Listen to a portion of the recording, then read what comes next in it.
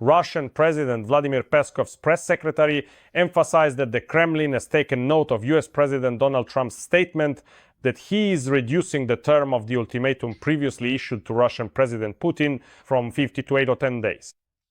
Peskov did not provide any comments on how Russia actually plans to respond to Donald Trump's statement or whether a reaction from President Putin himself is possible. It is worth recalling that after Donald Trump made his statement giving Russia 50 days for peace negotiations and a ceasefire on the Russian-Ukrainian front, the same Peskov emphasized that it would be Putin himself who would respond to Trump's words.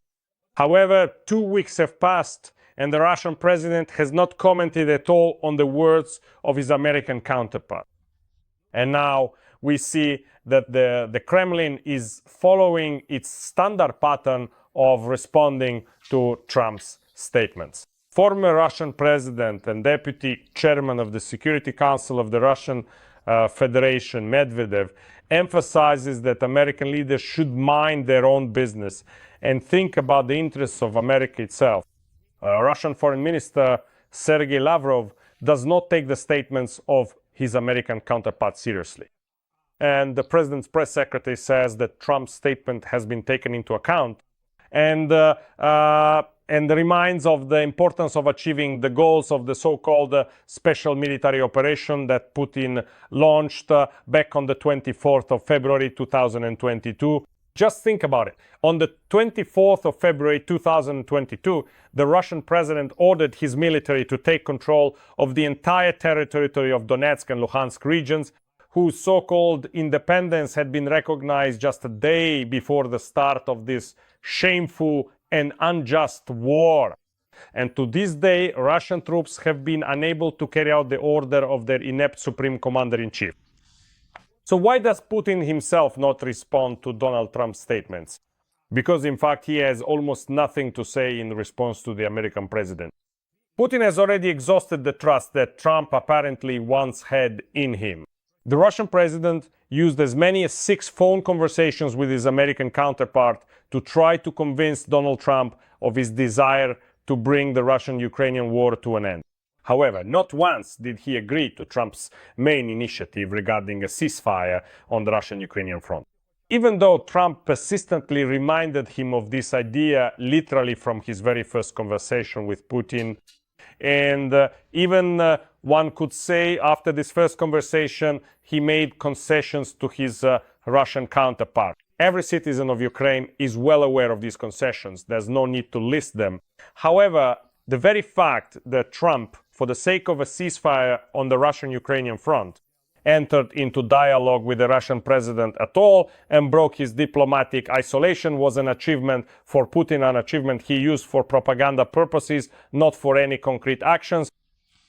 The start of negotiations between the Russian and American delegations, discussions about joint economic projects between the United States and Russia, and presence at these talks of economic representatives who were supposed to negotiate mutually beneficial deals for both Trump and Putin.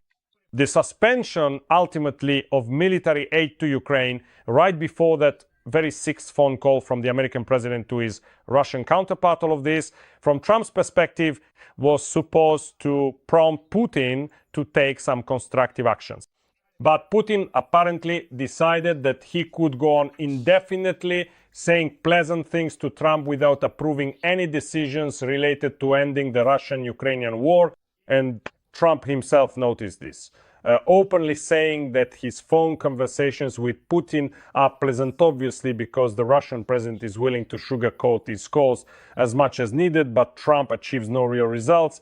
And now it's not just the close associates of the American president or even his wife who are noticing this, but Trump himself as well. Thus, in order to respond appropriately to the new statements from the American president and to his obvious irritation at the Russian counterpart's unwillingness to end the war, Putin has to decide what he can actually do to suspend the effect of Trump's threats. But the Russian leader, who is fixated on this war, is not ready to take any real action. There is also another possibility that could explain why Putin does not respond to Trump's statements himself, but instead sends Peskov or Medvedev to speak on his behalf. What is this possibility? Putin wants to understand what Trump can actually do after. These once 50 and now just 10 days of the US president's ultimatum, his response may depend on the practical aspect of Trump's possible actions. Will the American president really be able to achieve progress in the so-called secondary sanctions against the energy partners of the Russian Federation?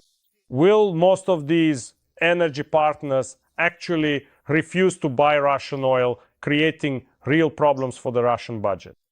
Will it really be the case that not only India, whose Minister of Energy is already talking about refusing Russian oil in the event of American sanctions, but also the People's Republic of China, which is the main sponsor of the Russian-Ukrainian war and Russia's primary ally in the Kremlin regime's confrontation with the West, will enter into certain negotiations with the United States regarding the purchase of Russian energy resources. And indeed, Putin will also need to understand what the scale of military aid to Ukraine will be if he does not respond to Trump's ultimatum. And only after Putin truly understands that Donald Trump's serious threats are indeed backed by concrete, decisive actions that are genuinely dangerous for his very own regime, then he might actually respond to Trump's significant statements and take real, tangible steps toward the American president. But if it turns out that Trump's threats pose no real danger to the Russian president, that Putin can continue the war for at least some time, that he can hope his strategy of exhausting Ukraine will yield some new results, then the question arises, why should he respond when everyone sees that the American president's warnings have no effect on the military and aggressive plans of his Russian counterpart? And Putin's lack of response to Trump's words can be explained precisely by this attitude of the Russian president toward what his American counterpart might do. Thank you, friends. Stay on this channel, subscribe to it, follow me on my social media.